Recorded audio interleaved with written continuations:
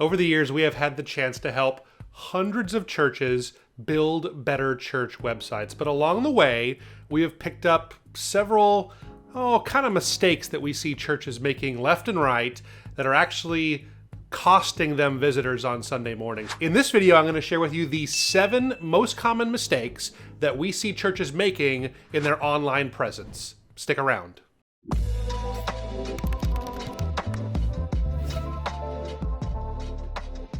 Studies show that you only have 3 seconds to make a first impression on a website visitor. And if you're making these mistakes, you're probably not making a very good first impression. So let's tackle some of them. Here's the first one. You have a pastor-focused homepage. We see this all the time. Now, we get it. We want to honor pastors. It's important that people want to know who your pastor is when they show up at your church for the first time. But here's the mistake we see is too often we see churches with a razor focus, like a very narrow focus on presenting who their pastor is. So the main image when you get on the site is a big picture of the pastor, or maybe the pastor and his wife. And in general, we found that while that can be something to help build connection, it isn't usually inspiring someone to take that first step and come and visit you. So for the most part, it's best to not have your pastor be the main image on your church's website. Now, hear me right, you can definitely have your pastor on an inside page. You actually should have a leadership page with more real estate devoted to the pastor of your church, probably than anybody else. But if he's the main focus, you're probably going awry there. The second mistake we see all the time with church websites is the building-focused homepage. Now, there's a couple of exceptions to this, but in general, we have to remember that the church is about the people, not about the building.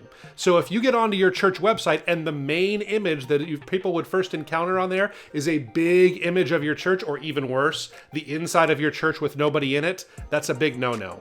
Instead, you want to have pictures of people. The photography should represent people caught in the act doing the values of your church. That's a winning recipe. So look out for that mistake. Don't make your building the main image.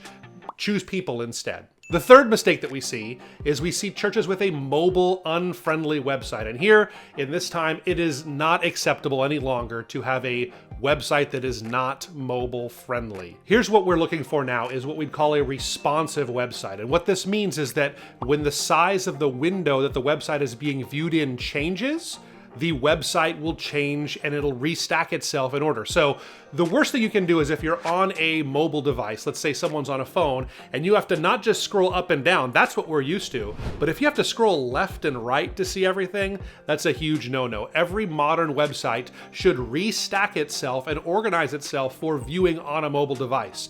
Think of it like the way you would scroll on Instagram or on TikTok or on Facebook.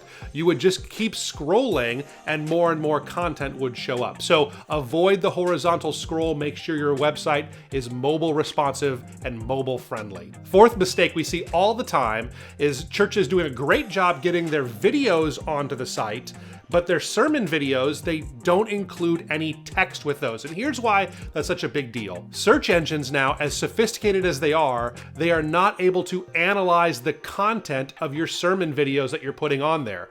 They rely on the text you put on in addition to the actual video itself to figure out what is this video all about there. So every time you ever put a sermon onto your site, make sure that you have, at a minimum, a great title and a somewhat lengthy description. I'd shoot for at least a few hundred words describing what this sermon's all about. Even better, if you're the kind of church leader that does a manuscript of every sermon, well, include that. Include a transcript, and that actually really helps Google and the other search engines figure out what this video is all about, and then you'll start to be able to rank when people are searching for topics related to that sermon. Here's the fifth mistake. We see churches making this one all the time, is that you have hidden service times. Let's face it, when someone gets onto your church website, the thing they're looking for more often than not is, where do I show up and what time do I show up? It's so important that you make that obvious. Now, it doesn't have to be the main image on your homepage as your service times. Usually people know enough to look down in the footer there, but you want to make it really obvious. Your church's phone number, your address, name, but then the service times all have to be right there. In the search engine world, we call this this the NAP, the name, address, phone number. Think of it almost like a business telling people, hey, these are the times that we're open. Well, people are wondering, what time do I have to show up to be at church there? So make sure that your church service times are visible and right there for people to see. Number 6, and this is a big one, no calls to action on your church website. Let me ask you this. Would you ever preach a sermon and at the end of it just say, well, there it is, do with it what you will? No, of course not. Every time you preach a sermon, or at least any good sermon, is going to have a clear next step for someone to take. Or online, we call these calls to action. As a result of this information that we've just given you in the sermon, here's what you should do next. The same thing goes online. As a result of this information that you just read on this page, or you just watched on this page, here's your next step. And sometimes it's hard to do this. For things like your church's belief statement or your mission statement, sometimes churches struggle with, hey, what am I supposed to call someone to action to? Even on these kinds of areas that are important on your website, inviting someone, hey, do you have some questions on our beliefs? We'd love to talk. Give them a link, give them a button, give them a form to fill out, and start the conversation with your church. But ask this on every page of your website. What do I want someone to do as a result of being on this page? If you struggle to answer that question, maybe consider you don't actually need that page on your site.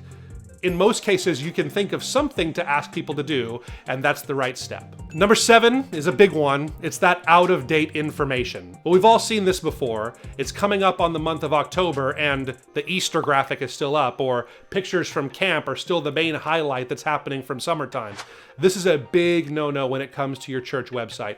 You have to keep this thing up to date. So your church probably needs someone assigned to the job of making sure that everything on the website, it reflects what's actually happening at the church right now. So if you're adding seasonal content to your site, make sure that someone's in charge of keeping everything up to date and removing things that don't belong there anymore. Even better, use a church calendar system that it'll feature images until that event actually happens. But after it happens, the event won't be on the calendar anymore, and you don't have to actively manage that week in and week out. These are 7 of the mistakes that we're seeing churches make the most often, but I want to know, what mistakes are you seeing? Or maybe you made a mistake at your church that you recently fixed. We'd love to know in the comments down below. If this has been helpful to you, it would mean the world to us if you would like and subscribe to this video. We post new videos every week, and we hope it helps you reach more people and grow.